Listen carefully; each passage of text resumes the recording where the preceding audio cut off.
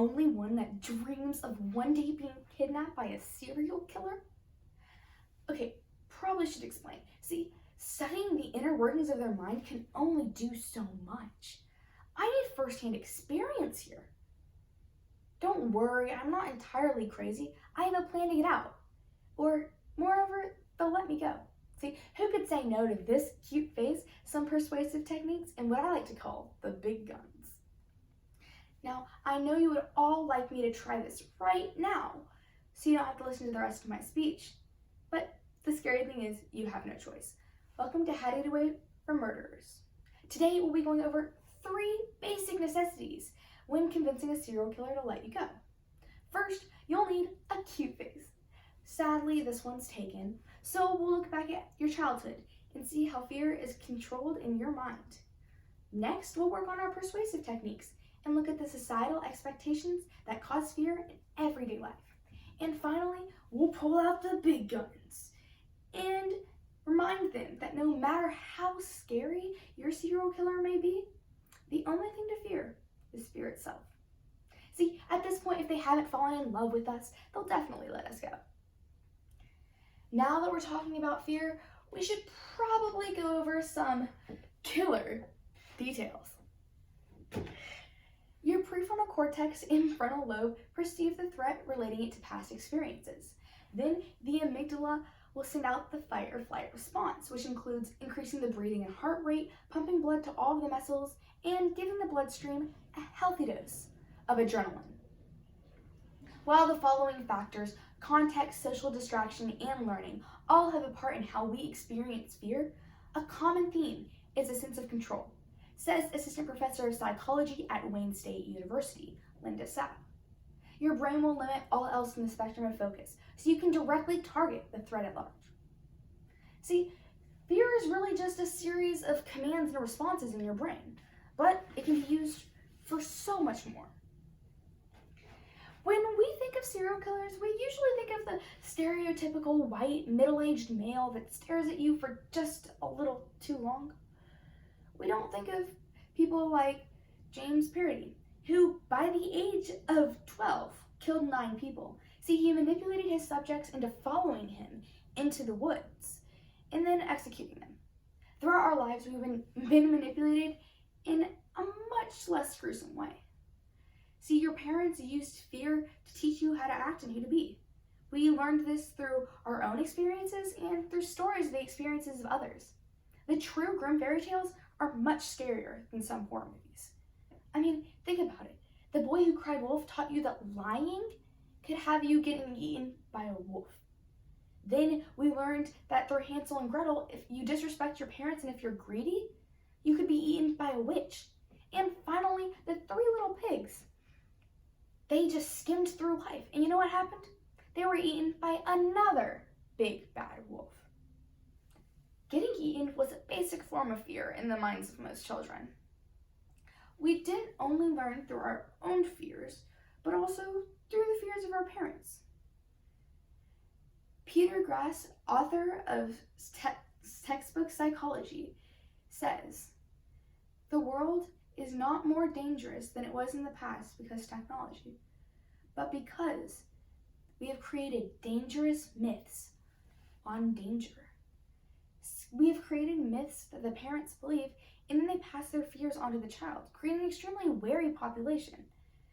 We've learned morals and what to trust this way, but we've also gained a lot more anxiety through all of these fears that we have to learn to manage." See, the morals and that sort of thing is a positive way fear was used to influence us. And your fear may not yield such positive consequences today. There are a few pieces to becoming a serial killer.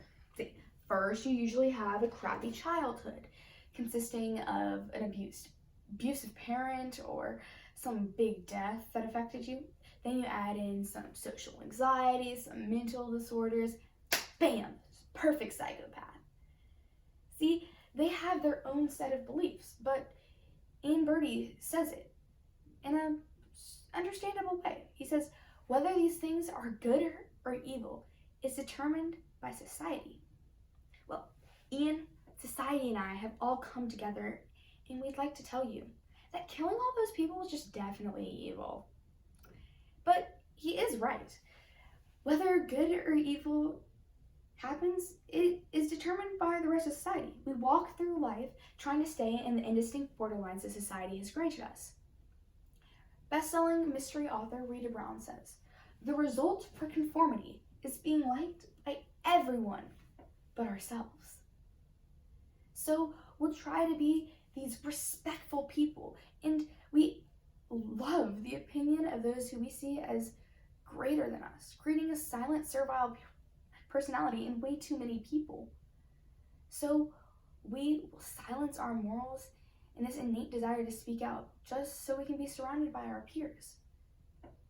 You see, we have been told that ostracism is the result of holding an opposing opinion, and we all have a fear of being left alone. So we push our morals to the side without even realizing it. We have to be able to designate and separate our fears from the voice of reason.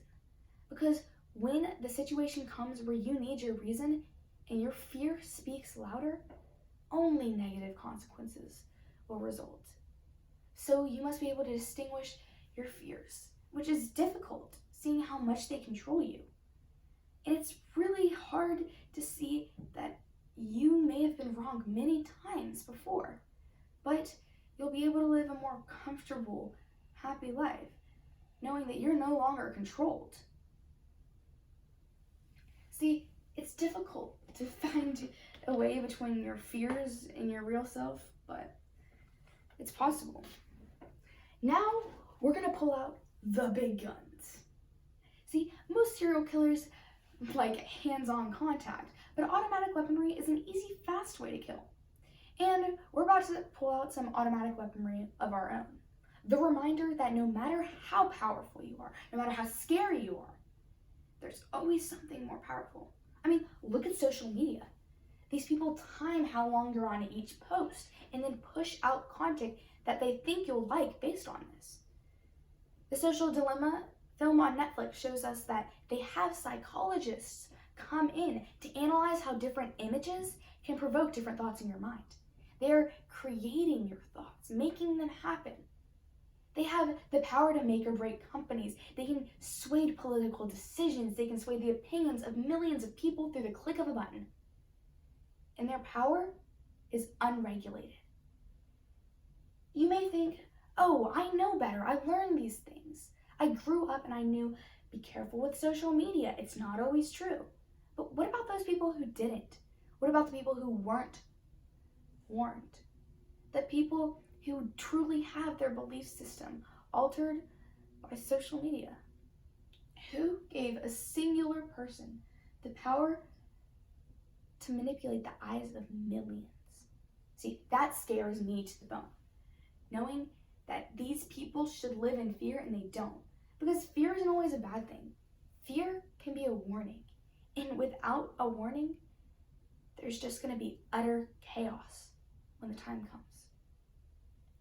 Now, I should introduce you to a chaotic creation of my own. This is my first victim, Dr. Bones. Yes, he was dead and plastic when I got him, but I've dropped him a lot. He told me about his journey from simply a plastic head to a full-bodied plastic skeleton. He was put together by bolts and screws as he became what resembles the remains of a human. He told me how he was shaped, much like how we're shaped through our fears. And then when he tried to enter society, he was pushed aside because he's not human or something like that. And finally, from the outskirts of society, he watched as he got his degree in psychology, where he learned that there is always more to fear. See, he told all this information to me because I'm his one and only friend, also because he thought I'd be dead after I got kidnapped. But I'm still here. See, the cute face, persuasive techniques, and big guns really work. So, we've learned that fear can be a tool and a weapon. If you choose to weaponize it, be careful you don't hurt yourself. and use it well, because fear can control, but it's also used to control.